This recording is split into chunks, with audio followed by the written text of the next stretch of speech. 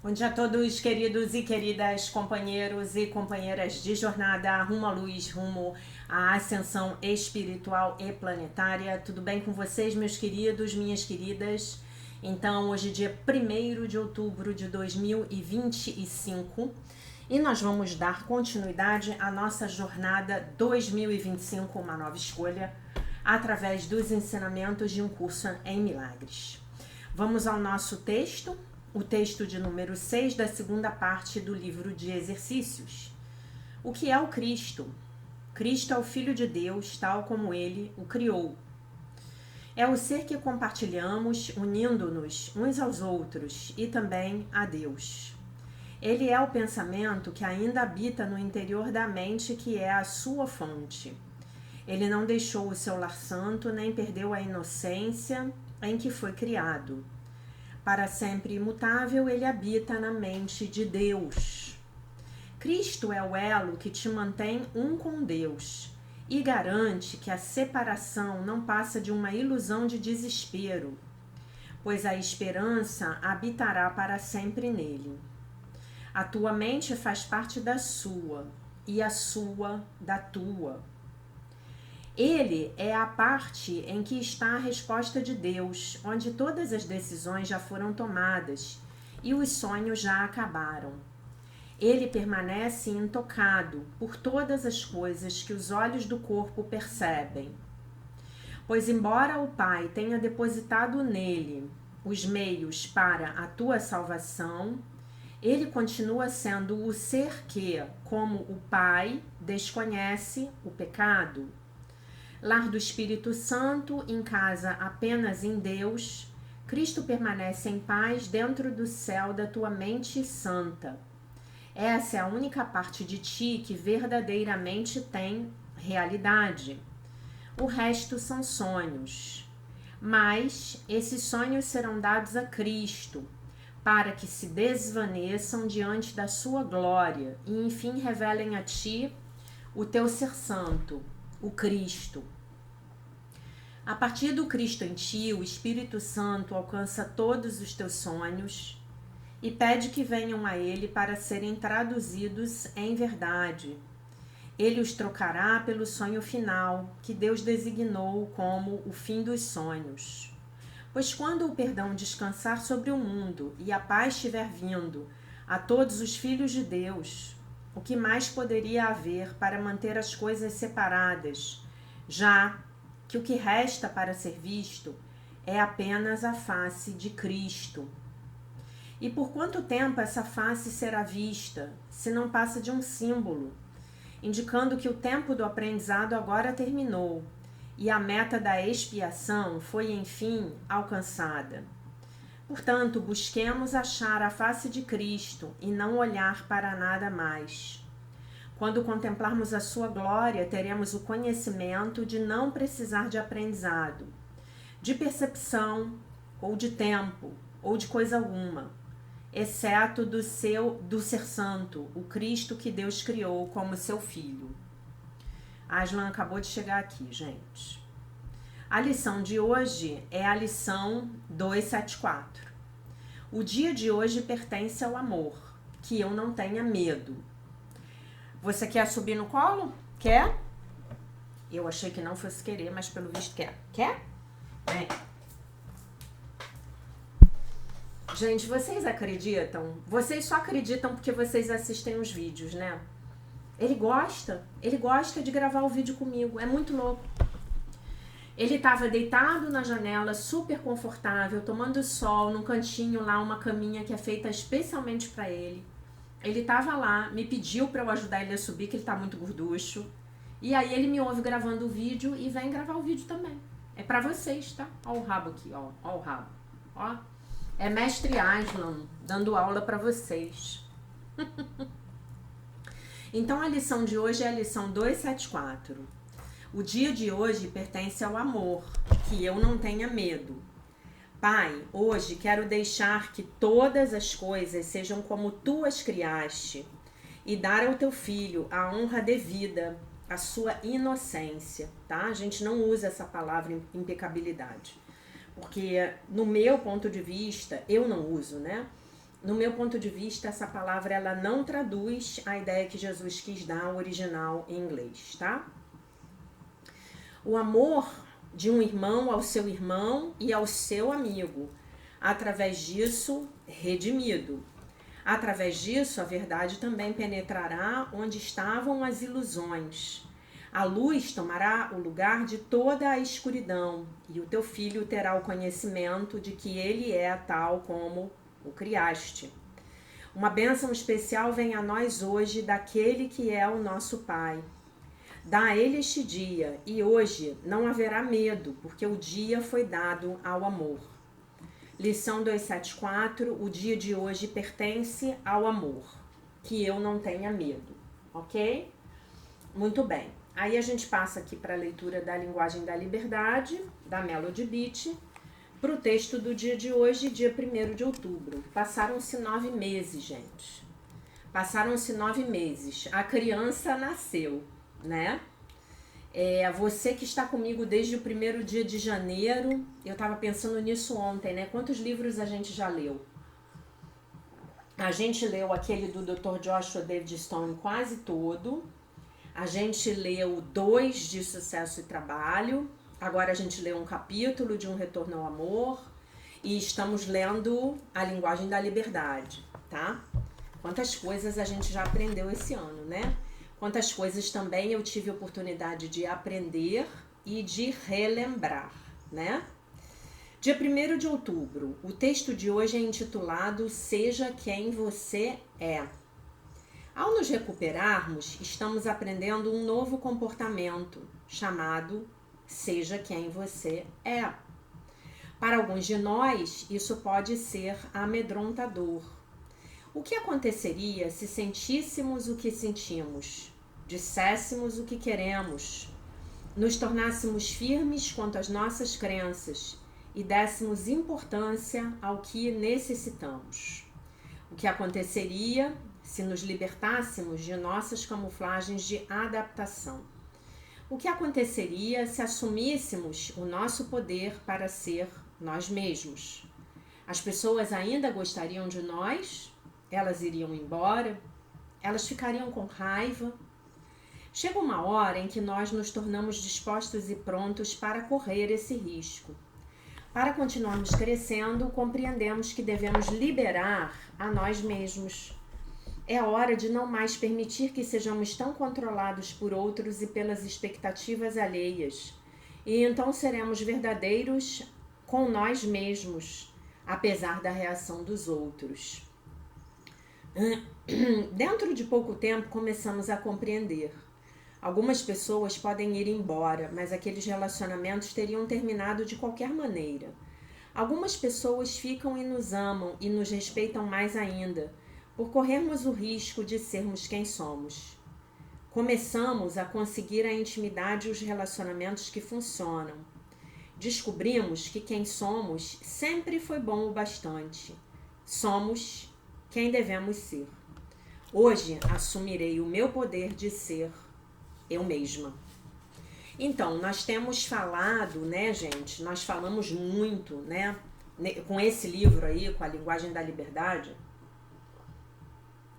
nós temos falado muito sobre pararmos intencionalmente de tentar controlar os outros.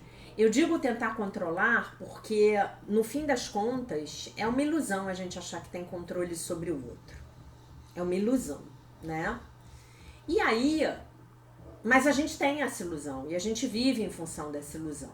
E aí, o outro lado da moeda é como é que nós permitimos que os outros nos controlem, né? Como é que nós permitimos que os outros nos controlem? Porque as outras pessoas nos controlam de várias formas. Elas nos manipulam, elas nos fazem sentir culpados, né? A pessoa vem, conta uma história pra você, se vitimiza, né? Ela quer a sua atenção, ela faz todo aquele drama, ela não quer assumir a responsabilidade pelas histórias dela. Ela vem, ela pede ajuda pra você, ela toma o seu tempo, o seu menor constrangimento, né? Nós brasileiros fazemos isso o tempo todo. E nós fazemos isso uns com os outros, né?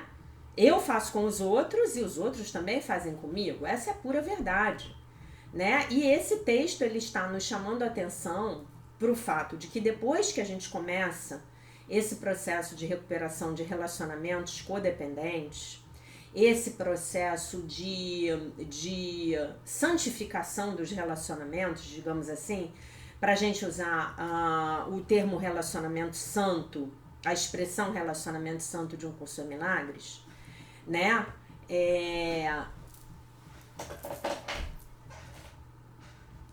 Alguns relacionamentos podem simplesmente terminar, gente. Eles podem simplesmente terminar. Eles não têm mais como ficar nas nossas vidas, porque vamos imaginar que os relacionamentos sejam uma dança, né? Essa é uma analogia que a Robin Norwood, que escreveu Mulheres que Amam Demais, ela sempre comenta, né? E se você ainda não leu Mulheres que Amam Demais, eu recomendo que ambos os sexos leiam esse livro, mas se você for mulher, esse livro para mim é um dos talvez 5 livros mais importantes que você precisa ler na sua vida, né? Se você é mulher e brasileira, especialmente. Tô falando porque eu sei que eu tenho seguidoras aqui, seguidores de países de língua oficial portuguesa, tanto na África quanto na Europa, né? E, enfim, e aí está você, né? Bom, voltando, se o relacionamento é uma dança, digamos que o relacionamento doentio seja um tango, tá? Um tango que 2 pessoas estão ali dançando. Mas você começa o seu processo de recuperação. Não importa se você é um homem, se você é mulher. E aí, no processo de recuperação, você precisa começar a dançar bolero. Porque o bolero, nessa analogia, é a dança da recuperação. Então você continua, o seu parceiro ou parceira continuam dançando tango e você começa a dançar bolero. Vocês concordam comigo que vocês vão precisar de um novo parceiro de dança? Um novo parceiro de dança, ele vai ter que chegar. Não tem jeito. Vocês conseguem entender isso? Não tem jeito. Não tem jeito. É outra dança, é outra forma de se relacionar. E é importante que vocês entendam que isso vai acontecer com a família de vocês também. A família de origem, os pais, os irmãos, os tios, os avós. Você vai virar um bicho muito esquisito. Porque todo mundo naquela família dança tango e você vai começar a dançar bolero. E aí você vai começar a ser atacado, você vai começar a ser agredido, você vai receber tratamentos de silêncio, você vai ser afastado do convívio das pessoas, você vai ser criticado, as pessoas vão falar mal de você pelas suas costas. E tá tudo bem. O importante é que você sempre verifique se o caminho que você começou a trilhar é o caminho que deixa você se sentindo em paz. Não estou dizendo que você não está triste pelo fim ou temporário, digamos assim, de um relacionamento familiar. Claro que todos nós ficamos tristes, mas você vai precisar pagar esse preço. Todos nós precisamos. E aí é que eu apelo para aquele conceito que o Arli Cravo do canal Foco no Afeto, que eu sempre faço propaganda dele aqui, ele sempre nos traz, né? É uma maneira que ele teve, que ele recebeu uma inspiração para ilustrar e trazer para a gente o conceito da distância saudável. A distância saudável daquele seu parente, daquele seu ex-marido ou do seu colega de trabalho é aquela distância em que você ainda consegue emitir energia positiva para aquela pessoa. Que quando você pensa nela, você pensa com amorosidade. E, gente, eu vou dizer uma coisa para vocês. Às vezes, por mais bizarro que seja esse afastamento, às vezes é a libertação da qual você está precisando. Porque as pessoas desse sistema familiar antigo, doentio, elas vão continuar tentando puxar você para as velhas danças. a menos que elas estejam trilhando um processo de recuperação também. Mas não é muito o que a gente vê, né? As pessoas continuam lá querendo se vitimizar, querendo se martirizar, ou querendo dizer pra você como você tem que viver a vida, né? Ou simplesmente, ainda tem uma outra possibilidade, ou simplesmente essa pessoa, ela nem percebe que você existe. Ela é totalmente ausente na sua vida. E aí você descobre, para sua consternação, para o seu desespero, que não havia relação nenhuma. Que naquela relação só você procurava, só você ia atrás, só você convidava para fazer as coisas, só você telefonava, só você convidava. E aí você descobre que não tinha relação. Gente, isso dói. Isso dói muito. Isso dói. Mas é o que temos para hoje. E encarar a dor de frente é a melhor coisa que você pode fazer. Chorar e entregar esse luto, esse pesar para o Divino Espírito Santo é a melhor coisa que você pode fazer. Gente, às vezes não dá mesmo. Às vezes não dá mesmo. E a cada dia que passa, à medida em que eu vejo esse processo que a humanidade, pelo qual a humanidade está passando, e esse processo é muito nítido, o despertar das pessoas está sendo acelerado. Você às vezes vê aquele amigo que nem em Deus acreditava e agora ele está assistindo o seu vídeo no YouTube. É muito louco, né? E nesse processo de despertar pelo qual a humanidade está passando, felizmente, o que acontece? Os velhos modos não servem mais. Nós estamos aqui juntos para fazer uma revolução silenciosa. E que revolução silenciosa é essa, Jaque?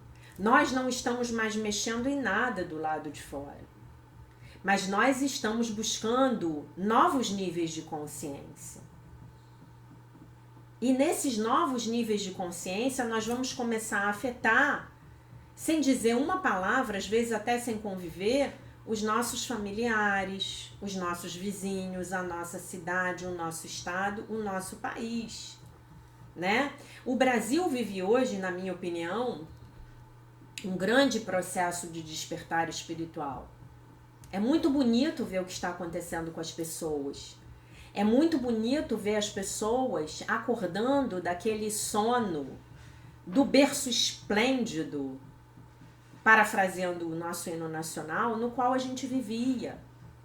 É muito bonito ver esse processo de amadurecimento, né? Ainda mais para o povo brasileiro, que é um povo cujo arquétipo paterno do pai, do bom pai, né?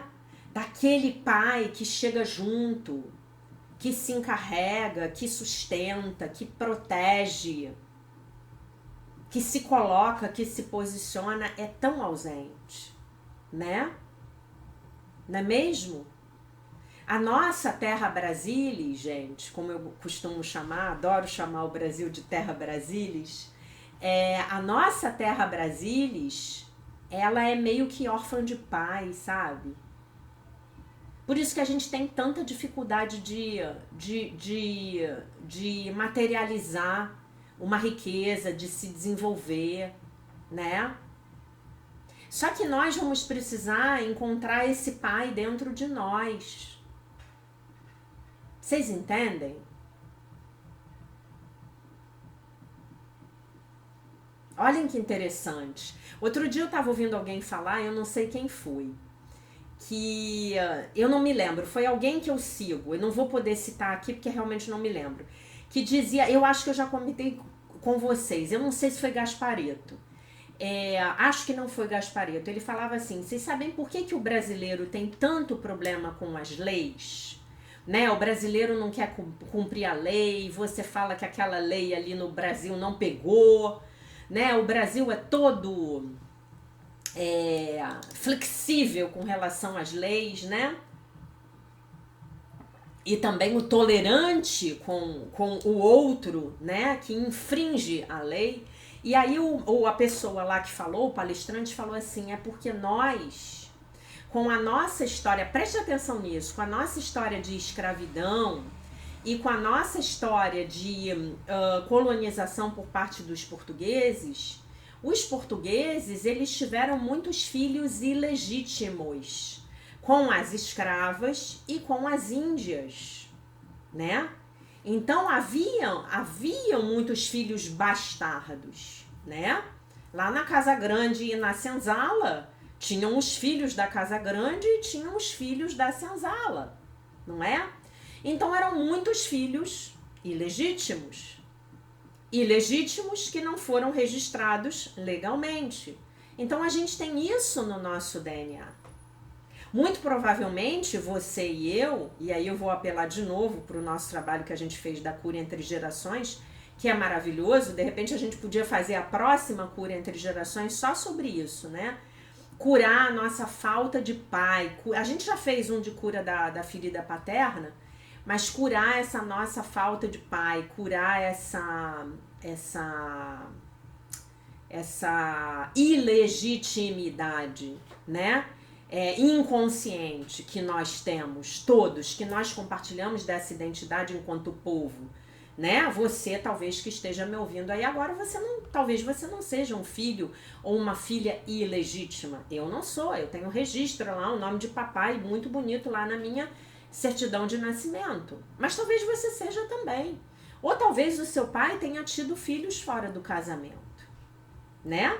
A gente não sabe. Talvez ele tenha tido filhos, inclusive, antes de casar-se com a sua mãe e você nem sabe. Você está completamente inconsciente a respeito disso, né? E aí, ele falava isso. Ele falava que essa é a nossa dificuldade com a lei. Se o princípio materno representa a ordem, o princípio paterno representa a lei. Se o princípio materno representa o prazer, o princípio materno representa a realidade. Por isso que é tão difícil para os brasileiros encararem a realidade das coisas. Por isso que a gente vive sonhando, né? Eu não sei se vocês já ouviram falar que o Brasil, ele é virginiano com ascendente em aquário, né? Só que tem uma astróloga que eu adoro, que ela fala, não, o ascendente do Brasil é peixes. Não é aquário. O mapa astrológico do Brasil é feito lá no dia 7 de setembro de 1822. Né? E ela diz que não, que o mapa verdadeiro do Brasil, que no mapa verdadeiro do Brasil, o Brasil tem um ascendente peixes. E para mim isso é total verdade. Para mim o Brasil definitivamente tem sol em virgem e ascendente em peixes. Porque o grau de ilusão que a gente tem, né? Então, dei esse floreio todo, dei essas voltas todas, pra gente chegar nesse texto, né? Como é que eu paro de deixar o outro me controlar? Eu vou dar uma dica pra vocês. Quando eu paro de me sentir culpado ou culpada de viver a minha própria vida, de fazer as minhas próprias escolhas e cometer os meus próprios erros. Então, no nosso trabalho aqui, a gente não tem apenas uma estrada de mão única, a gente tem uma estrada de mão dupla. Então eu preciso parar de querer controlar o outro, dizer para o outro como é que ele tem que viver a vida dele e parar de salvar o outro dos problemas dele, mas eu tenho que parar também de permitir que o outro me controle com os seus jogos e manipulações. Gente, botem uma coisa na cabeça de vocês muito importante. Muito importante. Essa é uma verdade universal. Vocês provavelmente já ouviram de outras pessoas, já ouviram de mim e vão ouvir de mim novamente. Você só tem uma vida e você só tem a sua vida. E a sua correção, como dizem os cabalistas, o seu tikkun, a sua correção é sua. Ela não é de outra pessoa.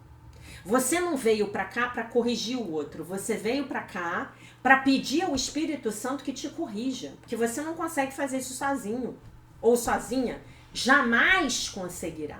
Você precisa apelar para esse poder superior a você, para esse poder maior que você, como dizem nos Alcoólicos Anônimos. Existe um poder superior a você e é esse poder que transforma a tua mente. Não sou eu. Eu aqui sou uma mera facilitadora, eu sou uma mera mensageira de uma verdade universal. A sua vida é sua. Nem a vida dos teus filhos te pertence. Seus filhos vieram através de você, mas não são seus. Deixe os seus filhos quebrarem a cara. Deixe os seus filhos aprenderem com os próprios erros. Se coloque como um ponto de apoio, de força, mas não vá lá resolver os problemas deles por eles. Se concentre na sua vida, na sua mudança, no seu aprendizado. E você vai ver como tudo à tua volta vai mudar, tudo. Tudo. O mundo muda quando você muda. O teu mundo cresce, o teu mundo se amplia, o teu mundo se expande quando a tua mente cresce, se amplia e se expande. Isso falando metaforicamente, porque no final das contas, o que acontece dentro das nossas mentes é que nós vamos nos lembrando de quem nós somos, de quem nós sempre fomos, antes que esse planeta caísse nessa zona de escuridão, no qual caiu. E agora nós somos os catalisadores da mudança. Se você não fosse um catalisador da mudança junto comigo, você não estaria aqui completando o 9º mês de jornada 2025, uma nova escolha. Porque nesse ano nós estamos escolhendo criar a vida de felicidade perfeita que Deus quer para nós. E se vocês observarem, até o próprio conceito de Deus que a gente tem aqui no Brasil, desse Deus punitivo, desse Deus que acha que ser pobre é ser bom, gente, é muito primitivo, tá? Eu vou, pra gente não perder a linha aqui, eu tenho pouco tempo, eu vou ler um pouco mais do capítulo de relacionamentos do Graça Cotidiana da Marianne Williamson. Se estamos em sério, eu tô continuando o texto de ontem, tá? Ela não divide em sessões. Se estamos em sério conflito com alguém, há geralmente limites sobre o quanto pode realmente ser alcançado pela comunicação, por meio da comunicação pessoal. No nível da personalidade, as paredes que nos dividem podem ser muito grossas para se abrirem por meios mortais apenas. Por meios mundanos, né, gente? Esse livro tá mal traduzido, me perdoem. Ligações telefônicas, cartas escritas ou conversas não são sempre medidas que serão bem recebidas. Concordo plenamente. Às vezes o silêncio é melhor do que a fala, porque às vezes você quer falar, você está pronto para falar, mas o outro não quer te ouvir, o outro não está pronto para receber a tua verdade, né? Às vezes dizemos que nos comunicamos com alguém, quando tudo o que realmente fizemos foi partilhar o nosso próprio ponto de vista. A palavra comunicação tem a mesma raiz da palavra comunhão, e onde não há comunhão, não há verdadeira comunicação. Somente quando tomamos a responsabilidade pelo espaço no coração entre nós e os outros, praticando a humildade e o perdão, da melhor forma que podemos dizer que a verdadeira comunicação ocorreu. Antes que eu me esqueça, eu quero falar uma coisa para vocês. Ontem eu procurei de todas as formas um PDF desse livro em português, não consegui encontrar. Se por um acaso algum de vocês conseguir encontrar Graça Cotidiana, de Marianne Williamson, vocês compram esse livro na estante virtual, tá? Ele está disponível, eu verifiquei. Não está caro, tem exemplares por R$15, mas se alguém puder me enviar o PDF, pega o número do meu celular lá no meu link na bio, tá? Do Instagram, ou me manda um e-mail, tá? O meu e-mail é o mesmo da chave Pix. É o jackmariano@icloud.com. jack.mariano@icloud.com. Quando as paredes que nos dividem parecem ser impenetráveis, podemos nos dirigir ao nosso quarto interior, o nosso santuário sagrado, para trabalhar espiritualmente as nossas diferenças com os outros. É sempre bom fazer isso primeiro. É sempre bom fazer isso antes da conversa, tá? Quando dedicamos o nosso relacionamento a Deus em seu começo, somos assistidos por anjos durante o progresso desse relacionamento. E quer tenhamos dedicado ou não, a chave para curar os nossos relacionamentos é voltar para Deus, pedindo por um miraculoso deslocamento na percepção de culpa e medo para a inocência e o amor. Às vezes, ambas as partes estão desejosas de se unirem em oração e pedirem por isso. E às vezes somente uma parte está desejosa, mas um é um bastante. De acordo com o curso em Milagres, quem quer que esteja mais são no momento pode pedir pela presença do Espírito Santo para que entre no relacionamento. E nenhuma oração fica sem ser ouvida. Jamais. Nenhuma oração ficará sem ser ouvida. Jamais. Nenhuma. Tá? No quarto interior, não há diferenças entre nós. Seja uma discussão entre amigos ou uma guerra entre nações, Deus não escolhe lados. Antes, ele remove as paredes que nos dividem. Aquelas paredes primariamente que vivem em nossas mentes, e é o amor de Deus alcançado além do nível do drama humano que tem o poder de dissolvê-las. Ele encontra um meio de nos lembrar de quem somos. Ele nos liberta do drama de quem fez o que para quem. Para a verdade da nossa inocência, não importa quem tenha feito o que para quem. Olhando para o céu, em vez de para a terra em busca de respostas, nós, ao olharmos para o céu, em vez de para a terra em busca de respostas, nós abrimos as nossas asas e voamos sobre provações e tribulações, que de outra forma nos manteriam aqui embaixo. É apenas olhando além de um problema que temos o poder de resolvê-lo, né? A gente tem que olhar lá de cima, é a visão da águia, né? Acima do campo de batalha da mente. Todos cometemos erros, todos temos dias ruins, ficamos de mau humor e dizemos ou fazemos coisas que desejaríamos não ter feito. Estaríamos em melhor situação e certamente os nossos relacionamentos iriam melhorar. Se levássemos as palavras e as ações de todos os momentos menos seriamente e se acreditássemos nas mais profundas intenções de nossos corações. Uma vez eu ouvi algo maldoso que alguém teria dito sobre mim e eu partilhei o meu infortúnio com um amigo comum. Ele me disse, bem, ela deve ter dito isso.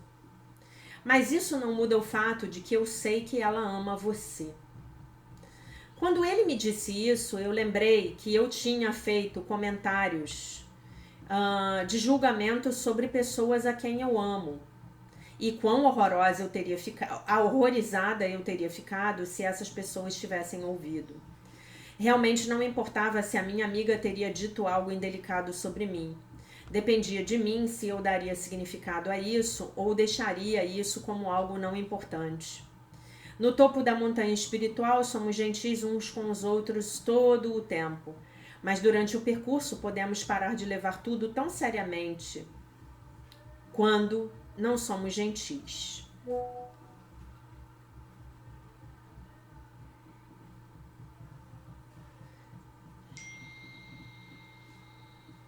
Mesmo se alguém não gosta de você, essa pessoa o ama, quer o conheça ou não. E é valioso contar-lhes isso em meditação. Eu sei que você não gosta de mim, mas eu me recuso a desgostar de você. Eu me agarro à verdade de nossa conexão como Deus a criou, como Deus criou essa conexão. Eu me agarro à verdade de nossa identidade interior. E convido o Espírito Santo de Deus a aqui entrar e a dissolver as paredes que existem entre nós. Eu te perdoo e peço que você, por favor, me perdoe. O que é isso senão o Ho Oponopono, né? Nós fizemos um trabalho com base no Ho Oponopono no início do mês passado, no final do mês passado, foi tão lindo, né? A santidade cerca um relacionamento com luz, tanto que a escuridão da culpa e do julgamento tem menos chance de nublar os nossos pensamentos. É por isso que o começo de um relacionamento é o momento perfeito para entregá-lo a Deus, antes que o ego tenha a chance de reivindicá-lo para si. Começos ajustam o tom para o que se seguirá. Isso é perfeito. Então, sempre que você for começar um relacionamento, especialmente se esse for um relacionamento sexoafetivo, entregue esse relacionamento nas mãos do Espírito Santo. E aí eu vou ler a oração, e essa oração ela tá transcrita lá no meu site, tá? www.alquimiadosmilagres.com.br. Meu Deus, eu coloco em vossas mãos o meu relacionamento com seu fulano, aquele FDP, filho de Deus perfeito. Pode ser amigo, pode ser inimigo, pode ser até aquele seu político de estimação, que você tem um ódio de estimação sobre ele, sabe, a respeito dele.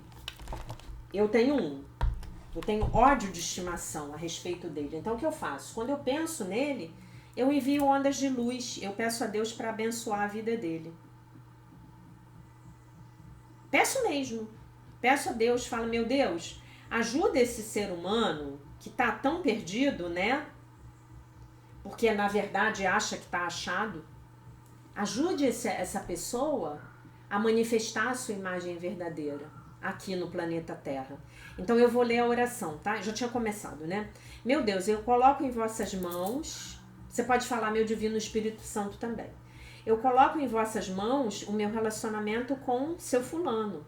Que possa o nosso relacionamento vos servir. Possamos ver um ao outro através dos olhos do amor. Que somente a luz possa entrar neste relacionamento. Obrigada, meu Deus. Amém. Então é isso. E essa é a sua prática. Né? Quanto mais obedientes e responsáveis nos tornamos, quanto menos desastres de relacionamento criaremos em nossas vidas. Mas nenhum de nós é perfeito, e mesmo um relacionamento profundo e genuíno pode despertar tentações de medo, em vez de amor. É por sermos forçados a reconhecer os momentos em que ainda não estamos amando puramente, entregando-os nas mãos de Deus, que nos tornamos os anjos que somos capazes de ser. Os anjos que nós verdadeiramente somos, né? Porque nós somos amor. A oração nos livrará da dor se desejarmos nos colocar numa posição humilde. Às vezes é muito difícil admitirmos para nós mesmos, para Deus e particularmente para as outras pessoas, que estávamos errados e que procuramos o perdão agora. Mas é somente quando genuinamente estamos limpos com Deus que Ele pode curar as nossas vidas. Enquanto instintivamente compreendemos o poder da oração quando há um problema, tendemos a subestimar o seu poder quando não há problemas. Geralmente não paramos para fazer uma oração antes daquela reunião, ou antes daquele encontro, ou antes que aquele relacionamento se inicie. Pensamos: por que eu deveria fazer uma oração agora? Não há nenhum problema. Mas o ego ardiloso e traiçoeiro sempre está em alerta, em busca de meios de separar os filhos de Deus, como Deus está sempre em alerta por formas de reconectar os nossos corações. A oração tem um modo de... aqui, obviamente, ela traduziu isso errado, né? Ela tem um modo de nos lembrar a nossa mente de nossa eterna inocência. E neste ponto está a nossa salvação. Os relacionamentos são o campo que o ego busca para fazer batalhas contra a vontade de Deus. Em verdade, não há nenhuma batalha, pois aqueles que Deus uniu, e Ele uniu a todos nós, não podem ser separados. É apenas o nosso pensamento de que estamos separados dos outros, dos nossos irmãos, que nos condena ao conflito, ao esforço e à dor. Lembrando que aqui ela está citando um curso em milagres e que é importante que vocês entendam que estamos falando da forma e não do conteúdo. Então, se você precisar se separar, isso é legítimo, tá bom? Vou ler novamente a lição do dia para a gente poder finalizar o nosso vídeo. Lição 274. O dia de hoje pertence ao amor, que eu não tenha medo. Pai, hoje eu quero deixar que todas as coisas sejam como tu as criaste e dar ao teu filho a honra devida à sua inocência, o amor de um irmão, ao seu irmão e ao seu amigo. Através disso, sou redimido. Por meio disso, a verdade também penetrará onde estavam as ilusões. A luz tomará o lugar de toda a escuridão e o teu filho terá o conhecimento de que ele é tal como o criaste. Uma bênção especial vem a nós hoje, daquele que é o nosso Pai. Dá a ele este dia, e hoje não haverá medo, porque o dia todo foi dado ao amor. O dia de hoje pertence ao amor, que eu não tenha medo. Para mim, essa palavra amor aqui, ela tinha que estar com letra maiúscula, tá bom? Que é o amor de Deus. Nós estamos entregando o dia, o nosso dia de hoje é o amor de Deus, que não há nenhum outro amor exceto o de Deus, né? Meus amores, minhas amoras, esta era a mensagem do dia. Eu deixo vocês com a paz de nosso Senhor Jesus Cristo, com um beijo imenso. E se Deus quiser, nós nos vemos novamente amanhã. Bye, bye.